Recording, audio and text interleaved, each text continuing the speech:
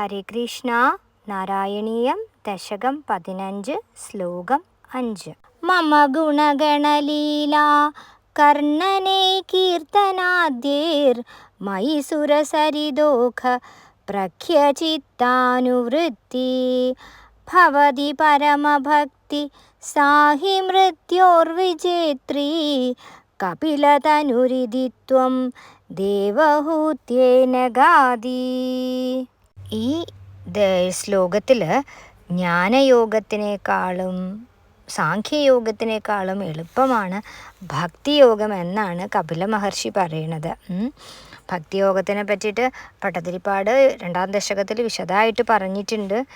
അപ്പോൾ ഇതിനകത്ത് പറയണത് എൻ്റെ ഭക്തവാത്സല്യാദി ഗുണഗണങ്ങളുടെയും ചരിതങ്ങളുടെയും പല തവണയുള്ള ശ്രവണം, പിന്നെ അതിൻ്റെ കീർത്തനം, അത് ഹേതുവായിട്ടും എന്നിലുണ്ടാകുന്ന ഗംഗാപ്രവാഹത്തിന് തുല്യമായ ചിത്തവൃത്തി ഏറ്റവും വലിയ ഭക്തിയായി തീരുന്നു.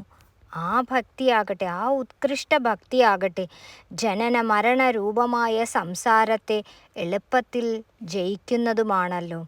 ഇപ്രകാരം കപിലരൂപിയായ അങ്ങ് ദേവഹൂതിയോട് പറഞ്ഞു. ശ്രവണം, കീർത്തനം, വിഷ്ണു സ്മരണം, പാദസേവനം, അർച്ചനം, വന്ദനം, ദാസ്യം, സഖ്യം, ആത്മനിവേദനം എന്നിങ്ങനെ 9 എണ്ണമാണ് സാധന ഭക്തിയുടെ സ്വരൂപങ്ങൾ.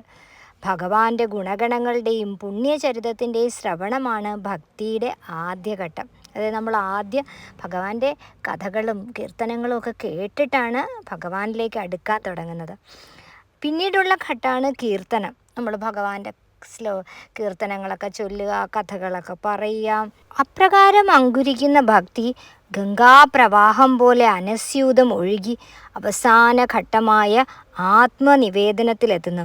അപ്പം ആ ഒരു ഭക്തിനെയാണ് നമ്മൾ ഉത്കൃഷ്ട ഭക്തി എന്ന് പറയുന്നത്. അങ്ങനെ സംസാര സാഗരത്തിൽ നിന്നുള്ള മുക്തിക്ക് ഭക്തി വഴി തെളിക്കുന്നു. അങ്ങനെയാണ് നമ്മൾ മരണത്തെ പോലും ജയിക്കാൻ നമ്മൾക്ക് കഴിയുന്നത്.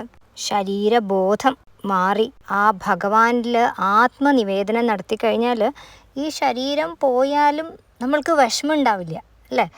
അപ്പോൾ ശരീരമാണ് താനെന്നുള്ള ആ ബോധം മാറിക്കഴിഞ്ഞു കഴിഞ്ഞാലാണ് നമ്മൾക്ക് മരണഭയം ഇല്ലാതാവുന്നത്. അങ്ങനെയാണ് നമ്മൾ മരണത്തെ ജയിക്കുന്നത്. എല്ലാവർക്കും അതിന് കഴിയട്ടെ. ഹരേ കൃഷ്ണ. സർവം കൃഷ്ണാർപ്പണമസ്തു.